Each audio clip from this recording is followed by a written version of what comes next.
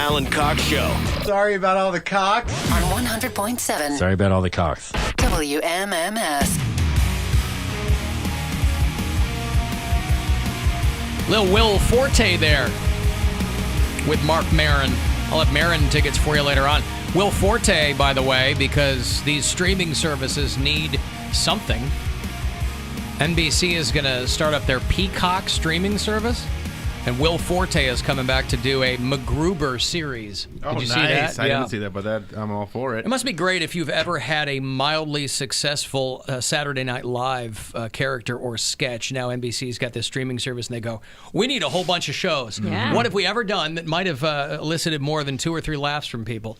The MacGruber movie, by the way, is a criminally underrated film, I think. So funny. Val Kilmer, Ryan Phillippe, Kristen Wiig, right? It's so good. His name's like Dieter von Queef or something. The bad guy. It's something I can't say. Yeah, it's something yes. you can't say. It's yeah. like something. It's the C word. Yes, that's right. Yeah. I believe. With a TH on it, not Yeah. just a T. On. That's right. Hey, I got another $1,000 for you in about 8 minutes. 2:30 is going to be your next shot to go fund yourself. About 30 minutes past every hour is when you can do that. Betty White is 98 years old today. Hey, happy birthday, Betty. So if you had Betty White in your 2019 death pool, I imagine she would probably hold over into your 2020 death pool. And obviously the year is very, very young, so you've got plenty of time left. But she's probably a safe bet. I think a lot of people have probably had her in their celebrity death pool for probably the last 6 or 7 years. But you're getting closer and closer to being successful with her in there.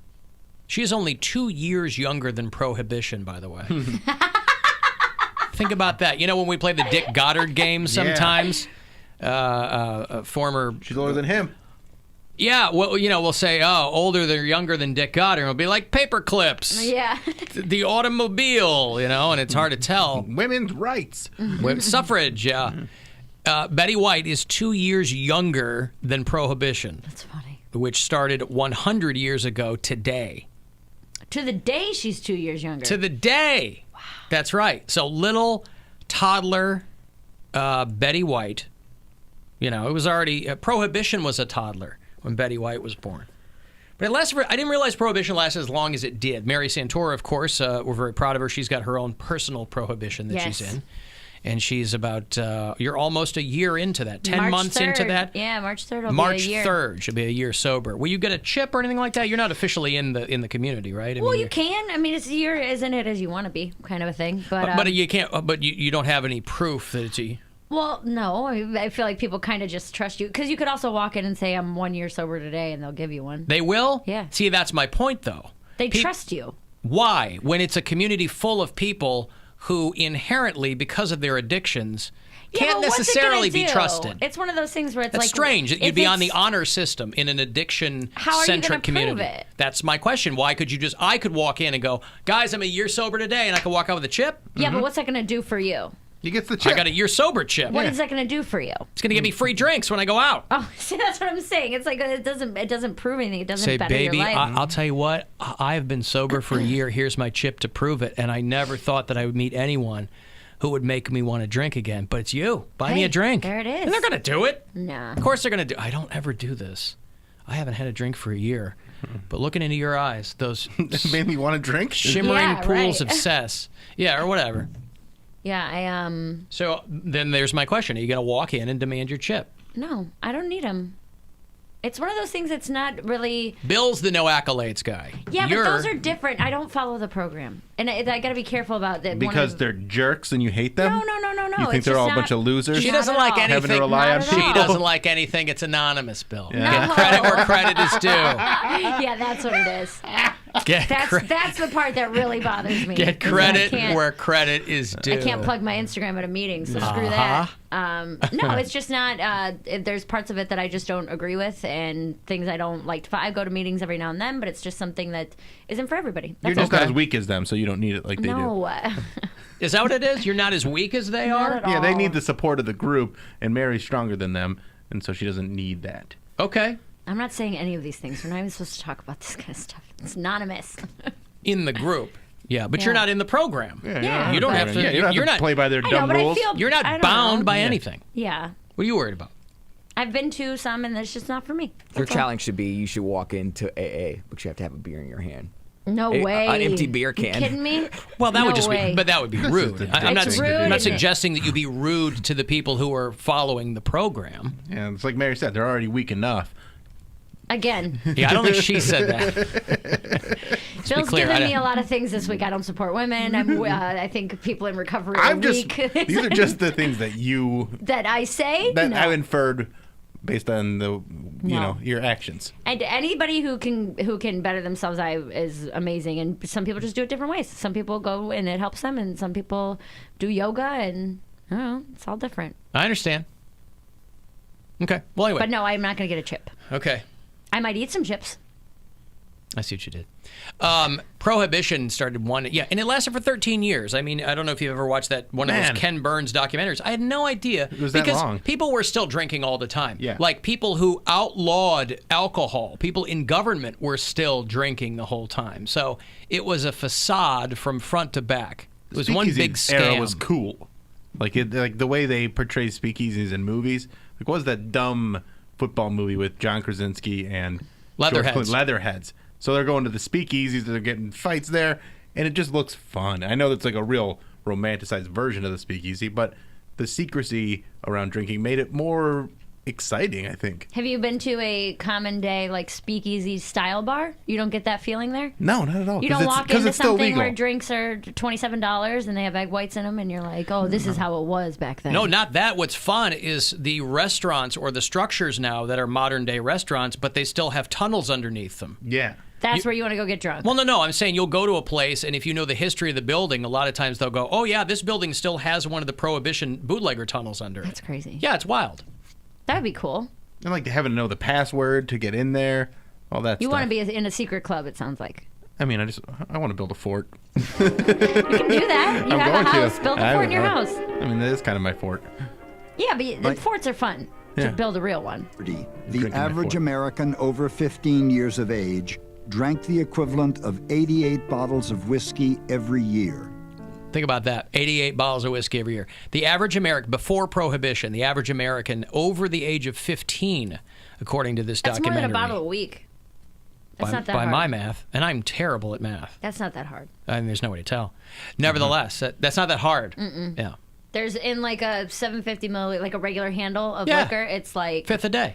Well, not that much. No, I was going to say it's like 22 shots or 27 shots or something like that of a regular ounce and a quarter shot. But that's not that much. I'll tell you what, Bill, I would go through a bottle of Cleveland whiskey a hell of a lot faster than that because it's so goddamn good. That's You know what I right. mean? Oh, it would never yeah, last me that too. long. I love it. 3 times as much as their 21st century descendants drink. Americans spent more money on alcohol each year than the total expenditures of the federal government. Damn. Inebriates filled the nation's poorhouses and workhouses and prisons. More and more, people began to worry that the country was becoming a nation of drunkards. Well, there you go. People couldn't handle their high, and so they go, well, we got a real problem on our hands. Today, of course, we have completely eradicated alcohol There's abuse. no issues with alcohol in today's society. So that's why we're Guys, really living there in is. a gilded What are you age. talking about? What? What, Bill? are? There is. Oh, but- come on. But if, you drink Cleveland whiskey, you drink it responsibly, right? Well, weren't they using whiskey for medicine?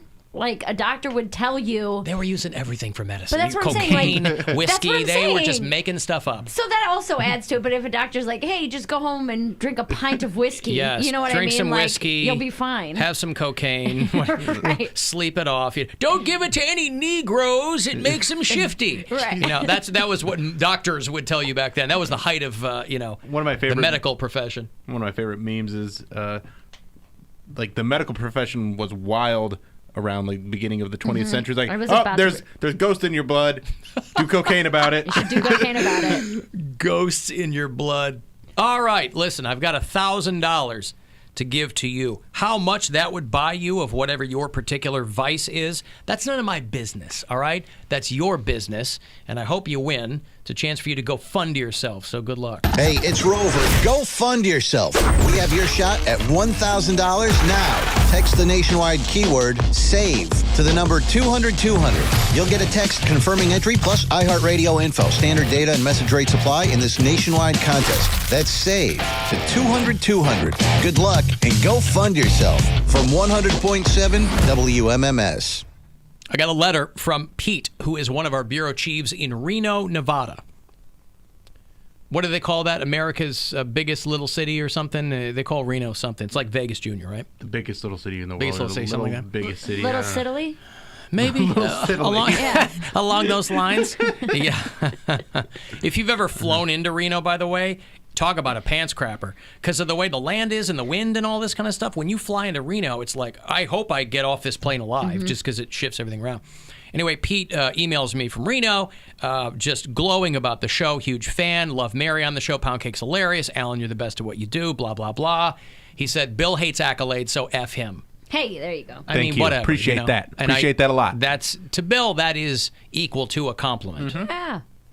Anyway, Pete sends gets me the information, because we were talking about this earlier in the week, that they had found those pigeons with cowboy hats on their heads and had to figure out, and then some animal rescue came around and saved them, except one of them died earlier in the week. But there's great news for you budding ornithologists, because they're in Reno, where Pete is. He sent along a photo. Someone found a pigeon with a sombrero on it. Oh, no. So it's the circle of avian life, I assume. You know, when one pigeon with a cowboy hat dies from its injuries, because I think somebody glued these on their heads, how the other two were able to survive, I don't know. But there's sightings of the sombrero pigeon in and around Reno, Nevada. One of the city managers saw this and took a photo of it. Now, I assume that maybe she's trolling us, right? She probably, because Reno relies so much on tourism dollars, I wouldn't put past anyone there to affix this sombrero to that pigeon's head and then take a photo and go, oh, my God, look it's Come to happening. Reno. It's happening here, too. Millions and billions of people coming to visit to see the sombrero chicken. I was going to say. The sombrero pigeon. Yeah. Maybe it escaped from Vegas.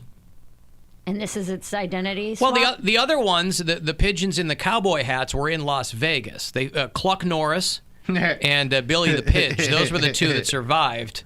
The one that died was I don't remember the one that died, but they saved Cluck. Oh, I guess Billy the Pidge died. They saved Cluck Norris. So maybe the sombrero pigeon escaped Vegas, went to Reno. He's in witness protection? Something along those lines. Listen. Like instead of dyeing his feathers, he put on a different hat? I figure in that part of the country, whether you are a bird or a human, if you're in a sombrero, you better go underground fast. So maybe that was what this bird was thinking. But thank you to Pete out there in Reno for sending that along to me, because if you know anything about me, you know that I am concerned about the avian community. Granted, none of them are real. We know they're all fake. We know that birds aren't real. Right. Whether it's a sombrero pigeon, whether it's a wholebrero pigeon. Right. Whether it's a peregrine falcon that's made its home up here at 6200 Oak Tree Boulevard, whatever it is. None of them are real. So why should I be beset with sleepless nights over these animals? And yet I am married because I care. What do you care about? So deeply. He The cares sombrero about birds. pigeon community. Oh, I didn't know. Because he's so orny. Because what? You're so orny. What's the Go ahead. ornithologist? Yeah.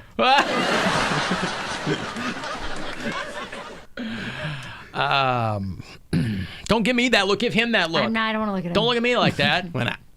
Hey, JD. Alan, Yes, sir. how you doing? Oh, just throwing some bird puns around. You? How do you know that bird didn't get a sombrero from Elaine from Seinfeld. I don't know. The urban sombrero. It looked urban really, really sombrero, small. yes. Yeah, I don't know. Right.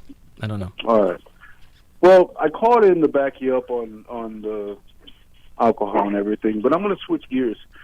And I want to know why Poundcake is such a crabby cake today, man. He's just having a bad day, right? Yeah, no, well, he's taking it out on me. No, JD, I shut said, up. guess who it is? I said, guess who it is? I don't have to guess who it is. Wait, You let call JD let JD talk. What happened? Yeah. I said, guess who it is? He said, I quit playing on the phone, and I got your phone number. Well, if you got my phone number, then you know who it is, obviously. Well, no, he just sees a number, JD. There's no name attached to it. I know, but he don't have to jump down my... I agree, but how's he going? But to his point, how's he going to know who you are? Because he knows who I am. I don't know who you are. How does he know who you are? If I know who you are because my Poundcake puts JD in Akron on my screen. Well, if you were just my number come up? For him, how do? It does. Right, so then we have your phone number. We don't. If I see a phone number, I don't know who it is. Okay, I understand. Now you got me all riled up. Right. That's what I do. Right. You do better when you're riled up. I got my dog riled up too, so. All right, good. I'm sure he loves you. Got my dog. All right, thank you, JD. I don't know what the hell that was all about. You have me on video there, Bill? Yeah. If you're watching the show at AlanCoxShow.com, a former manager of a 7-Eleven in Pittsburgh, Pennsylvania. Oh, no. Guess what happened at the 7-Eleven? I came and got my convenience store. He posts a video of cockroaches that are overrunning their coffee pots, showing a roach-infested coffee bar. He said, I've reached out to corporate many times, and they've only threatened to terminate me. My only question is, why didn't he clean these? Anytime somebody leaks some video of where they work, I'm like, why aren't you fixing that? Because you it's work above there. his pay grade. I wouldn't do it. Getting cockroaches out of the coffee? You got to pop. We've all worked service industry. You got to pop the top and fill them up. Yeah. He's I'm not dealing with roaches. If I worked at a place that had roaches, and I have before, that is not my job. But these I'm not cleaning I'll show you roaches the out video. of your stuff. He said the problem has been for 6 months, so they're all crusty with roaches. Oh, God. Come on. That's my point. It doesn't happen overnight. Why wouldn't somebody go, I'll clean that? You would do that if you were making You're supposed to clean the coffee pots every night. I understand that. But roaches can happen quick. They can happen in like... Yeah, but over 6 months, like you can... I'll show you the video. It doesn't look like an overnight overnight problem. Yeah. If I saw a roach, I'm not cleaning it. That's not my job. What is your job? Well, I guess if he's the manager, but if I was, I've worked at one restaurant that had roaches, and I saw him, and I told the manager, I was like, this isn't my job. I'm not doing this. Right, but he takes it to corporate. But you also know that when we work in the service industry, everything is everyone's job, right? They go, just go do it. Not when you get paid. Well, service industry's different. When you're paid $4 an hour, I'm not cleaning roaches for $4. You're all right. Here's the video for you. There's an actual roach inside the coffee pot. It's disgusting. And people should not be forced to come in here thinking that they're getting clean, good coffee to drink, and in fact there's roaches. For months now, I've been complaining about the roaches here at this place, and nothing has been done. All of my managers know, the district manager knows, corporate knows, everyone knows, but nothing's being done. So now I'm tired of people being deceived into drinking coffee, thinking that they can drink the coffee and it's good coffee. Meanwhile, there's a roach leg sitting right here on the... A roach leg sitting right there. Oh, no! There's a roach leg! There's roaches in my French vanilla! So anyway, yeah, I don't know what's going to come out of this, but it is pretty gross. That's so gross. Yeah, it's really Roaches gross. are nasty. And that's just an employee. He said he's complained to all of his managers for 6 months. If I were a minimum wage employee working at a convenience store, I'm not dealing with roaches. You would do that. If you were making $8 an hour at a 7-Eleven, you would take it upon yourself to restore the sanctity of the roach coffee. I worked plenty of jobs where I got paid minimum wage. I still did those jobs to the best of my ability. What I'm saying is, seems like how often does the manager get fired over a disgruntled employee, right? Might not be right, but the manager's always going to, crap rolls downhill, right? I'd go, yeah, I don't want to lose the gig, so I'm going to clean it, because the manager's just going to blame the people under him anyway. When I was managing a Blockbuster Video, yeah, they were lucky because I was the kind of guy that was doing everything. I shouldn't say everything, but if you want something done, you got to do it yourself. So everybody had what they were supposed to do, but I was always double and triple checking everything. Yeah, and who isn't cleaning them in the first place? So there's a lot of neglect that gets it to the point where there are roaches infested in the coffee. But yeah, I mean, I get that Like infestation. that should be like yes, it should be something that is cleaned, like Alan said, every single night. And then it wouldn't be a problem. But it seems like everyone's going, well, it's somebody else's job, so I'm not going to do it. 100%. When I used to work at Permanis, all right, in the strip district, right there, Smallman Street, right? Every morning we had to pull the cap of coal out of the reefer, and the egg, and the whole thing, and setting up jumbo hoagies. Never had no cockroaches in there. Reefer. Y'all smoking Refrigerator. weed there? Oh. No cockroaches in Permanis. That's not how you keep your customers happy. You got to send them off with a clean meal. I disagree. Going up to Mount Washington with a whole big bag of food. I disagree. If I was a just regular employee and my boss told me to do that, I'd be like, you're out of your mind. No way.